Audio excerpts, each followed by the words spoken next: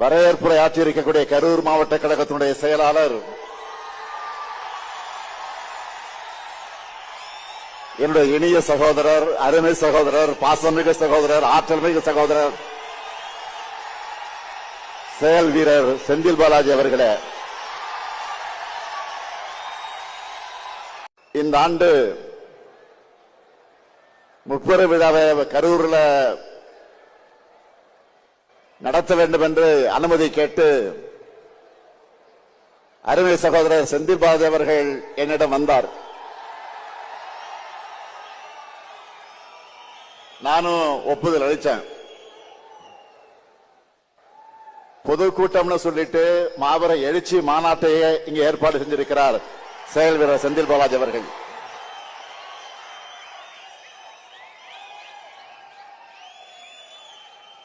நாம கோடு போட சொன்னா ரோடு போடுவாரு. நீங்க பார்த்திருப்பீங்க. ரோடு போட்டு அந்த ரோடு மேலதான் நான் வாகனத்தில் வந்தேன்.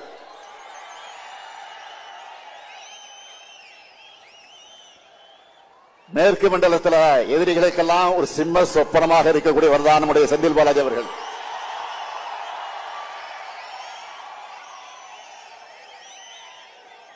அதனாலதான் அவர் வெளியில இருந்தா தங்களால் நிம்மதியா தூங்க முடியாதுன்னு அவரை முடக்க பார்த்தாங்க.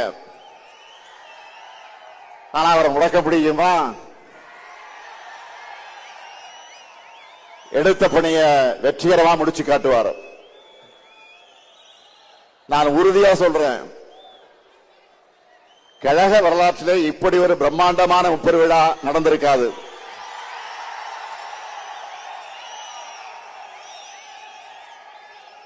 கொட்டுகின்ற மழையாக இருந்தாலும் அதையெல்லாம் பொருட்படுத்தாம நீங்க எல்லாம் குடையை பிடிச்சுக்கிட்டு நாக்கால தூக்கி தலைமையில வச்சுக்கிட்டு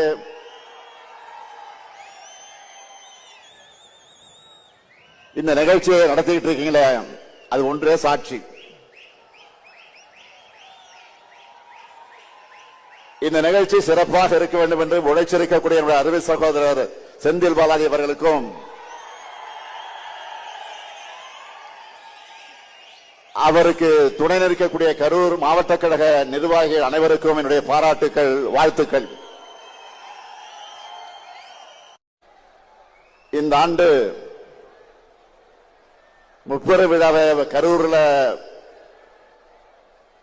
நடத்த வேண்டும் என்று அனுமதி கேட்டு அருமை சகோதரர் செந்தில் பாலாஜி அவர்கள் என்னிடம் வந்தார். நானும் ஒப்புதல் அளித்தேன். பொதுக்கூட்டம்னு சொல்லிட்டு மாபெரும் எழுச்சி மாநாட்டையே இங்க ஏற்பாடு செஞ்சிருக்கிறார் செயல் வீரர் செந்தில் பாலாஜி அவர்கள்.